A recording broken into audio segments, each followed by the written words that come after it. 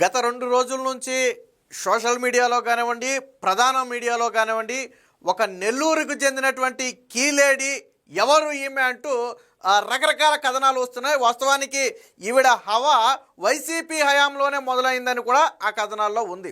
వాస్తవానికి నెల్లూరు రాజకీయాల్లో ఉన్నవారికి కానివ్వండి, నెల్లూరులో పనిచేస్తున్నటువంటి అధికారులకు కానివ్వండి, అంటే ఐఏఎస్ ఐపీఎస్ స్థాయి అధికారులకు కానివ్వండి, ఆవిడ పేరు తెలియని వారు ఉండరు. అంటే ఆవిడ ఏ స్థాయిలో నెల్లూరులో పాపులర్ అయిందో మనందరం అర్థం చేసుకోవచ్చు.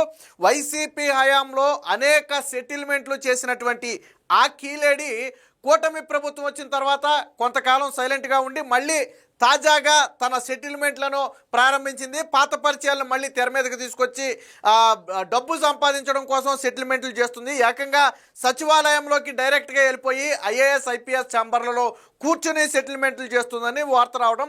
ఈ వార్త ఎప్పుడైతే వచ్చిందో ఒక్కసారిగా ఆ ప్రభుత్వంలో ఉలిక్కిపాటు కూడా వచ్చింది. దీంతో వెంటనే హోమ్ మినిస్టర్ అనిత కూడా ఈ వ్యవహారం మీద సీరియస్గా తీసుకుని వెంటనే విచారణ చేయాలని చెప్పి డీజీపీని ఆదేశించడం జరిగింది. అలాగే జైళ్ల శాఖ డీజీపీని కూడా గతంలో ఒక వ్యక్తిని పేరోల్ మీద బయటకు తీసుకొచ్చిందనే వార్త కూడా ఉంది. సో దీనికి సంబంధించి కూడా పూర్తి సమాచారం ఇవ్వాలని చెప్పి హోంమంత్రి ఆదేశించడం కూడా జరిగింది. ఎవరయ్యా ఆ కీలేడి అంటే ఇప్పుడు మనకు కనపడుతున్న అరుణ, నిడిగుంట అరుణ అనే ఈ మహిళ నెల్లూరు జిల్లాలో సామాన్య కుటుంబంలో జన్మించింది. వాస్తవానికి పెళ్ళయింది, భర్త అయితే రోడ్డు ప్రమాదంలో చనిపోయాడంట. మళ్ళీ దీనికి కూడా ఒక సపరేట్ స్టోరీ ఉంది. ఏంటంటే ఇలాంటి తప్పుడు పనులు చేస్తున్నందుకు వారించినటువంటి భర్త రోడ్డు ప్రమాదంలో చనిపోయాడు. అది ప్రమాదమా లేదా కావాలని చేసిందా అని విచారిస్తున్నటువంటి ఒక పోలీస్ అధికారి కూడా ట్రాన్స్ఫర్ అయిపోయాడని చెప్పి ఒక కథనం కూడా నడుస్తుంది. సో అది ఎంతవరకు నిజం ఎంతవరకు అబద్ధం అనేది ఆ నెల్లూరులో ఈవిడ గురించి తెలిసిన వాళ్ళే చెప్పాలి. అయితే ఈవిడ ఆరోపణలు గత 2 రోజుల నుంచి బయటకు వచ్చిన తర్వాత ఈవిడ వల్ల నష్టపోయిన వాళ్ళు బయటకు వస్తున్నారు. సో మమ్మల్ని బెదిరించి భయపెట్టి మా దగ్గర డబ్బులు తీసుకుందని, మమ్మల్ని బెదిరించి మాతో సెటిల్మెంట్లు చేసి పలానా వ్యవహారాలు నడిపిందని చెప్పి పలువురు అయితే బయటకు వస్తున్నారు. ఎప్పుడైతే మీడియాలో ఈవిడ గురించి కథనాలుగా రావటం మొదలుపెట్టిందో ఈవిడ కూడా బయటకు వచ్చి నేను బాధ పెట్టడం కాదు, అందరూ నన్ను బాధ పెట్టారని చెప్పి ఈవిడ బయటకు వచ్చి కథ చెప్పుకుంది. వాస్తవానికి ఇది మొత్తం ఎక్కడ తిరుగుతుందంటే జైలులో, అంటే ఒక హత్య కేసులో జీవిత ఖైదీగా ఉన్నటువంటి శ్రీకాంత్ అనే ఒక వ్యక్తిని పేరోల్ మీద బయటకు తీసుకురావడం జరిగింది. సాధారణంగా పేరోల్ మీద తీసుకురావడం అంటే ఏదో సత్ప్రవర్తన లేకపోతే ఇంకోటో కాదు. వాస్తవానికి శ్రీకాంత్ అనే వ్యక్తిని బయటికి వదలటం మంచిది కాదని 2 జిల్లాల ఎస్పీలు వారించిన జైలు సూపరింటెండెంట్ కూడా శ్రీకాంత్ని ఇప్పుడు బయటికి పేరోల్ మీద వదలటం మంచిది కాదని వారించిన ఆవిడ తన ఇన్ఫ్లుయెన్స్ ఉపయోగించి హోంశాఖలో శ్రీకాంత్ అనే వ్యక్తిని పేరోల్ మీద బయటకు తీసుకొచ్చింది. అంటే ఏ స్థాయిలో 2 జిల్లాల ఎస్పీలు వద్దన్నారు, జైలు సూపరింటెండెంట్ వద్దన్నాడు. బట్ వీళ్ళందరినీ కాదని, అంటే ఐఏఎస్ ఐపీఎస్ స్థాయి అధికారులు వద్దన్నా కానీ పని చేయించుకోగలిగింది అంటే ఏ స్థాయిలో ఇన్ఫ్లుయెన్స్ ఉపయోగించిందో మనం ఒకసారి ఆలోచించవచ్చు. అయితే ఇప్పుడు ఈ కథనాలు వచ్చిన తర్వాత ప్లేట్ మార్చింది. ఏమని ప్లేట్ మార్చిందంటే, నేను ఆ శ్రీకాంత్ అనే వ్యక్తి నా భర్త, అంటే జైలులో ఉన్నటువంటి వ్యక్తి నా భర్త. సో ఆయనను బయటకు తీసుకురావడానికి వైసీపీ హయాంలో ఒక మంత్రి కొడుక్కి 11 లక్షల రూపాయలు ఇచ్చానని చెప్పి ఒక మాట అయితే చెప్తుంది. ఒకవేళ అది నిజమా అబద్ధం అనేది మనమైతే చెప్పలేం. ఒకవేళ మంత్రి కొడుక్కి 11 లక్షల రూపాయలు ఇచ్చిందే అనుకుందాం, ఆ స్థాయి పరిచయాలు అలా వచ్చినాయి. అయితే నేను ఆడినటువంటి కొన్ని కట్టుకథల్లో అడ్డంగా జరిగిపోయింది. అసలు ముందు ఈవిడ గురించి వచ్చిన కథనాలు ఏంటో ఒకసారి చూద్దాం. దానికి సంబంధించి కొన్ని వీడియోలు కూడా వచ్చాయి, ఒకసారి చూద్దాం. విచిత్రం ఏంటంటే ఈవిడ గతంలో దిశ యాప్ని ప్రమోట్ చేసుకునే వ్యక్తిగా ఈవిడే ప్రమోట్ చేసుకుంది. ఇక్కడ చూడండి, అరుణ నిధిగుంట అని చెప్పి దిశ ప్రొటెక్షన్ వెల్ఫేర్ స్టేట్ సెక్రటరీ అని చెప్పి, మరి అప్పట్లో వైసీపీ హయాంలో ఎవరు అండ ఉందో తెలియదు కానీ దిశ యాప్ని ప్రమోట్ చేయడానికి తనకు తాను ఒక ప్రమోటర్గా ప్రజలకైతే పరిచయం అయింది. సో దీనికి సంబంధించిన కథనాలు కూడా ఉన్నాయి, ఒకసారి చూద్దాం. ఇది వాస్తవానికి ఫస్ట్ వచ్చినటువంటి కథనం. ఇది కాకినే వణికించే కీలేడి, రాష్ట్ర సచివాలయంలోనూ హల్చల్, అత్యున్నత అధికారుల పేరుతో పైరవీలు, వైసీపీ హయాంలో మొదలైన ఆమె దిశ కూటమి వచ్చాక 6 నెలలు సైలెన్స్, ఇప్పుడు మళ్ళీ రెచ్చిపోతున్న లేడీ డాన్, 3 జిల్లాల పోలీసులకు హడల్ అని చెప్పి వచ్చింది. ఇక్కడ చూడండి, ఆమె ఉన్నత స్థాయి అధికారిని కాదు, కనీసం ప్రభుత్వ ఉద్యోగిని కూడా కాదు, కానీ సచివాలయంలోకి ఎప్పుడు పడితే అప్పుడు వెళుతుంది. నేరుగా సీనియర్ ఐఏఎస్ ఛాంబర్లోనే కూర్చుంటుంది, హడావిడి చేస్తుంది, హల్చల్ చేస్తుంది. వైసీపీ అధికారంలో ఉండగా ఆమె హవా నడిచింది, కూటమి వచ్చాక కొన్నాళ్ళు సైలెంట్గా ఉండి మళ్ళీ తన ప్రతాపం చూపిస్తుంది. ఇంతకీ ఎవరు ఆమె, ఏమి ఆ కథ అని చెప్పి ఒక అయితే వచ్చింది. సో దీనికి కంటిన్యూషన్గా మరొక వివరణాత్మక కథనం వచ్చింది, అది కూడా చూద్దాం. సో ఇది ఎప్పుడైతే ఈవిడ గురించి కథనాలు రావడం మొదలుపెట్టిందో, సో ఆవిడే బయటకు వచ్చి చెప్పడం ఏం చెప్పిందో చూడండి. ఇక్కడ ఎవరా వైసీపీ మంత్రి కొడుకు అని చెప్పి శ్రీకాంత్ రెమిషన్ కోసం 11 లక్షల లంచం, బాంబు పేల్చిన నెల్లూరు మహిళ అరుణ. సో ఇప్పుడు మనం చెప్పుకున్న ఈ లేడీ డానే నేను బాధ పెట్టడం కాదు, నన్నే చాలామంది బాధ పెట్టారు, నేను బయటకు తీసుకురావడం కోసం 11 లక్షల రూపాయలు లంచం ఇచ్చానని చెప్పింది. ఒకవేళ అదే నిజమైతే ఎవరా వైసీపీ మంత్రి కొడుకు అనేది కూడా బయట పెట్టాలి. బయట పెట్టలేదు అంటే ఇవన్నీ అబద్ధాలనే అర్థం చేసుకోవాలి. నేను 11 లక్షలు ఇచ్చానని చెప్తుంది ఫలానా వ్యక్తికి. ఎవరికి ఇచ్చావు ఆ 11 లక్షలు? ఏ రూపంలో ఇచ్చావు? ఎవరు మధ్యవర్తులుగా ఉన్నారు? ఎవరి ద్వారా మంత్రి కొడుకును అప్రోచ్ అయ్యావు? ఇలాంటి అనేక ప్రశ్నలు వస్తాయి. సో వీటికి సమాధానాలన్నీ కూడా అరుణే చెప్పాల్సి ఉంటుంది. ఇకపోతే నెల్లూరు సెంట్రల్ జైల్లో యావజ్జీవ ఖైదీగా శిక్ష అనుభవిస్తున్న అవిలేవి శ్రీకాంత్ పేరోల్ ఎపిసోడ్లో సంచలన విషయాలు బయటకు వస్తున్నాయి. శ్రీకాంత్ తన భర్తేనని, ఆయన పేరోల్ కోసం పడరాని పాటలు పడ్డానని, రెమిషన్ కోసం వైసీపీకి చెందిన అప్పటి మంత్రి కుమారుడికి 11 లక్షల రూపాయలు ఇచ్చానని, ఈ ప్రయత్నంలో కొందరు అధికారులు తనను చిత్రహింసలకు కూడా గురి చేశారని నెల్లూరుకు చెందిన నిడిగుంట అరుణ బాంబు పేల్చింది. 11 లక్షలు ఇచ్చానని అరుణ చెబుతున్న ఆ మంత్రి కొడుకు ఎవరు? ఆమెను చిత్రహింసలకు గురి చేసిన అధికారులు ఎవరు? ఆమెను అందరూ వేధిస్తే శ్రీకాంత్కు పేరోలు ఎలా వచ్చింది? చివరికి పేరోల్కు సహకరించిన అధికారులు ఎవరు? సమగ్రంగా విచారిస్తే ఈ ప్రశ్నలకు సమాధానాలు అని చెప్పి ఒక ఆర్టికల్ అయితే రావడం జరిగింది.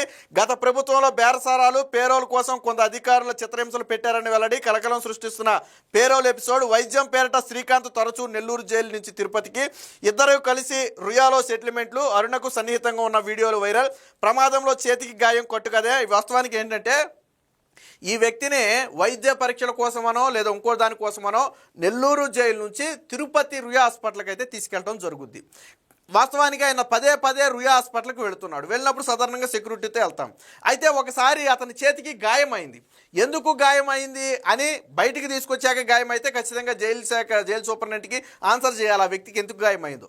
వీళ్ళు ఏం చెప్పారంటే రుయా ఆసుపత్రి దగ్గర కారు దిగి లోనకి వెళుతున్న సమయంలో ఒక బైక్ వచ్చి ఢీ కొట్టింది, దాంతో గాయమైందని తెలిసింది. బట్ నెల్లూరులో జైలులో డాక్టర్లు చెక్ చేస్తే అది గాయం కాదు, ఏదో ఒక పదునైన ఆయుధంతో గుచ్చినట్టో లేదా గీరినట్టుగానో ఉంది తప్ప అది బైక్ యాక్సిడెంట్ వల్ల అయిన గాయం కాదు అని తేల్చారు. దీంతో జైలు సూపరింటెండెంట్కు అనుమానం వచ్చింది. సూపరింటెండెంట్కు అనుమానం వచ్చి ఈ కూడా వెళ్ళినటువంటి పోలీసులు ఎవరైతే బైక్ గుద్దిందని చెప్పారో ఆ సెక్యూరిటీకి వెళ్ళినటువంటి ఎస్కాట్కి వెళ్ళినటువంటి పోలీసులు, మీరు ఎందుకు ఎఫ్ఐఆర్ ఫైల్ చేయలేదో ఎఫ్ఐఆర్ కాపీ ఇవ్వండి అని చెప్పి జైలు సూపరింటెండెంట్ అడిగితే మేము కేసు పెట్టలేదని సమాధానం చెప్పారంట.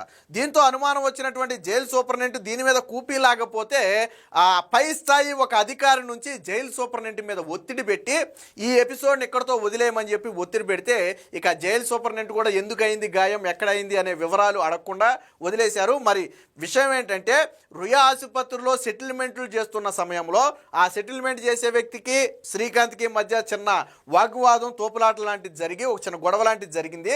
ఆ సమయంలోనే ఒక షార్ప్ అయినటువంటి చాకు లేదా అలాంటి ఒక వస్తువు అయితే శ్రీకాంత్కి అయితే తగిలిందని చెప్తున్నారు. బట్ అలాగా చెబితే వాస్తవానికి అసలు మొత్తానికి ఎప్పుడు బయటికి తీసుకురావడమే మానేస్తారు. సో దీని మీద మళ్ళీ విచారణ చేసి ఎవరెవరు ఇన్వాల్వ్ అయ్యారు అనేది కూడా పోలీసులు బయటికి తీస్తారు. కాబట్టి ఇలా తోపులాటలోనో గొడవలోనో జరిగిందని చెప్పకుండా యాక్సిడెంట్ అని మార్చారు. సో ఇప్పుడు దానికి సంబంధించి కూడా కూపీ మొత్తం బయటకు లాగుతున్నారు. ఇక హోంమంత్రి నిన్న అనిత స్వయంగా ఆవిడే దీన్ని సీరియస్గా తీసుకుని డిఐజీకి వెంటనే ఆదేశాలు కూడా ఇవ్వడం జరిగింది. ఎంటైర్ ఎపిసోడ్ మీద డీటెయిల్డ్గా ఒక రిపోర్ట్ ఇవ్వమని, అలాగే పేరోల్ మీద బయటికి తీసుకురావడంలో ఎవరెవరు ఇన్వాల్వ్ అయ్యారనే విషయం మీద కూడా ఒక డీటెయిల్డ్ రిపోర్ట్ ఇవ్వమని చెప్పి నిన్న హోంమంత్రి అయితే అడగటం జరిగింది. సో దీనికి సంబంధించిన వీడియోలు కూడా కొన్ని వైరల్ అయ్యాయి, ఒకసారి చూద్దాం. సో ఇది ఇప్పుడు మనం చెప్పుకుంటున్నటువంటి శ్రీకాంత్, అరుణ వీళ్ళిద్దరూ కూడా రుయా ఆసుపత్రిలో ఉన్నప్పుడు కొన్ని వీడియోలు అయితే వైరల్ వచ్చాయి. ఇప్పుడు సోషల్ మీడియాలో ఇవే కొంచెం వైరల్గా మారాయి. సో ఇద్దరు ఒకరికొకరు మసాజ్ చేసుకుంటున్నటువంటి వీడియోలు ఇప్పుడు సోషల్ మీడియాలో ఫుల్గా వైరల్గా మారాయి. సో మరి శ్రీకాంత్కి అరుణ్కి ఉన్న సంబంధం ఏంటనేది బహిరంగం. ఆవిడైతే నా భర్త అని చెప్తుంది. బట్ పెళ్ళయిందా అనటానికి సంబంధించిన ఆధారాలు ఏమైనా ఉన్నాయా అంటే అలాంటి ఆధారాలను అయితే ఏమీ బయట పెట్టలేదు. పైగా అసలు ఒక సాధారణ కుటుంబంలో పుట్టి ఈ స్థాయికి ఎలా వచ్చింది? పైగా ఏం చెప్తుంది, కొంతమంది పోలీసులు నన్ను వేధించారు, ఒక సబ్ ఇన్స్పెక్టర్ తనకి కావాల్సిన ప్లేస్కి ట్రాన్స్ఫర్ వేయించకపోతే శ్రీకాంత్ మీద మరికొన్ని కేసులు పెడతానని బెదిరించాడు ఒక సబ్ ఇన్స్పెక్టర్ అని చెప్పి తను చెప్తుంది. ఇక్కడ ఒక చిన్న లాజిక్ మిస్ అయింది. ఒక సబ్ ఇన్స్పెక్టర్ని వేరొక చోటకు పోస్టింగ్ వేయించగలిగే క్యాపబిలిటీ గన అరుణకే ఉంటే, అంటే పై స్థాయి అధికారులతో పరిచయమే ఉంటే ఒక ఎస్ఐ స్థాయి అధికారికి ఎందుకు భయపడద్ది? లేదా ఒక ఎస్ఐ స్థాయి అధికారిని లేదా సిఐ స్థాయి అధికారిని వేరొక చోటకి మార్చగలిగే క్యాపబుల్ అరుణకు ఉంటే ఎక్కడి నుంచి వచ్చింది అది? ఆ పొలిటికల్ అంతా ఎక్కడి నుంచి వచ్చింది? అసలు పోలీసులతో కనెక్షన్లు ఎలా ఏర్పడ్డాయి? మళ్ళీ దీనికి డిఫరెంట్ స్టోరీ కూడా ఉంది. ఏదో ఒకసారి తనకు తాను సంఘ సంస్కర్తగా ఒకసారి జైలుకి వెళ్ళింది. ఆ సమయంలో జైల్లో ఉన్నటువంటి శ్రీకాంత్ని చూసింది. ఆ టైంలోనే తనకు లవ్ ఏర్పడిందని చెప్పి మరి ఇదొక కథ నడుస్తుంది. సో ఎంటైర్ ఎపిసోడ్ని మనం క్షుణ్ణంగా పరిశీలిస్తే గత వైసీపీ హయాంలో వైసీపీ నాయకులతోనూ నాటి పోలీస్ అధికారులతోనూ ఈ కీలేడీకి సంబంధాలు ఉన్నవనేది వాస్తవం. ఆ రోజు సెటిల్మెంట్లు చేసింది అనేది వాస్తవం. ఎందుకంటే ఆ రోజు బాధితులు ఈరోజు బయటకు వచ్చి చెబుతున్నారు. రెండోది, కూటమి ప్రభుత్వం వచ్చిన తర్వాత మనకెందుకులే అని చెప్పి కొంతకాలం సైలెంట్గా ఉంది. స్టిల్ మళ్ళీ ఆ పాత పరిచయాలు ఆ అధికారులే ఇప్పుడు ఆ పోస్టులో కాదు ఇంకో పోస్టులో ఉంటాడు అధికారి. సో వాళ్ళ పరిచయాలను మళ్ళీ తెర మీదకి తీసుకొచ్చి సెటిల్మెంట్లు చేసే ప్రయత్నం చేస్తుంటే ఇప్పుడు మీడియాకి అడ్డంగా దొరికేసింది. ఆ వాస్తవానికి ఈవిడికి పెళ్ళయింది, భర్త యాక్సిడెంట్లో చనిపోయాడు, దానికి సంబంధించి ఒక స్టోరీ నడుస్తుంది. కానీ శ్రీకాంతే తన భర్త అని చెప్పి మరొక స్టోరీ నడుపుతుంది. గతంలో మీకు గుర్తుందో లేదో, కొద్దిగా వెనక్కి వెళ్ళి వీడియోలు చూస్తే, నేను ఇందులో డౌన్లోడ్ చేయలేదు, వీడియోలో చూస్తే విజయసాయి రెడ్డి మీద అప్పుడు ఆరోపణలు చేసినటువంటి టీడీపీ పార్టీ మీద విమర్శలు చేసింది, తెలుగుదేశం పార్టీ మీద తీవ్ర విమర్శలు చేసింది. విజయసాయి రెడ్డిని ఆ భుజానికి ఎత్తుకుని విజయసాయి రెడ్డి వైజాగ్కి దేవుడు అన్న స్థాయిలో నాడు విమర్శలు చేసినటువంటి టీడీపీ మీద కూడా విమర్శలు చేసింది. సో అంటే పొలిటికల్గా ఒక రకంగా మొన్న సూళ్ళూరుపేట ఎక్కడి నుంచో ఇండిపెండెంట్ అభ్యర్థిగా పోటీ చేసి ఓడిపోయింది. వాస్తవానికి వైసీపీ నుంచి టికెట్ కోసం విశ్వ ప్రయత్నం చేసింది కానీ చివరి సెకండ్లో టికెట్ రాలేదు. దాంతో ఇండిపెండెంట్గా పోటీ చేసి ఓడిపోయింది. అంటే ఒక సాధారణ కుటుంబంలో పుట్టినటువంటి మహిళ ఎటువంటి ఇది లేకుండా, ఎటువంటి బ్యాక్గ్రౌండ్ లేకుండా ఎమ్మెల్యేగా పోటీ చేసే స్థాయికి, అంత డబ్బు ఖర్చు పెట్టే స్థాయికి ఎలా వచ్చింది? లేదు, ఒక మంత్రి కొడుకు 11 లక్షలు ఇచ్చానని చెప్తుంది కదా, ఆ 11 లక్షలు ఇచ్చే స్థాయి నీకెక్కడిది? ఎక్కడి నుంచి తెచ్చావు 11 లక్షలు? ఇలాంటి అనేక ప్రశ్నలు ఉన్నాయి. ఏది ఏమైనా మొత్తంగా ఈ విషయాన్ని అయితే ఆ కూటమి ప్రభుత్వం సీరియస్గా తీసుకుంది. ముఖ్యంగా హోంమంత్రి అయితే ఈ విషయం మీద చాలా సీరియస్గా ఉన్నారు. థర్డ్ పార్టీ అంటే మూడో వ్యక్తి ఇన్వాల్వ్మెంట్ ప్రభుత్వంలో ఏమాత్రం సహించబోమని చెప్పి ఇప్పటికే చెప్పడం జరిగింది. అసలు ఈ కీలేడి హిస్టరీ ఏంటి, ఏ అధికారులతో సంబంధాలు ఉన్నాయి, గతంలో చేసినటువంటి దందాలు ఏంటి, పేరోల మీద వ్యక్తిని బయటికి ఎలా తీసుకొచ్చింది, ఇలా అనేక అంశాల మీద సమగ్ర వివరణ ఇవ్వాలని చెప్పి డీజీపీకి అయితే హోంమంత్రి ఆదేశాలు ఇవ్వడం జరిగింది. మొత్తంగా ఈ కీలేడి వ్యవహారం ఇప్పుడు 2 తెలుగు రాష్ట్రాల్లో కూడా హాట్ టాపిక్గా మారింది.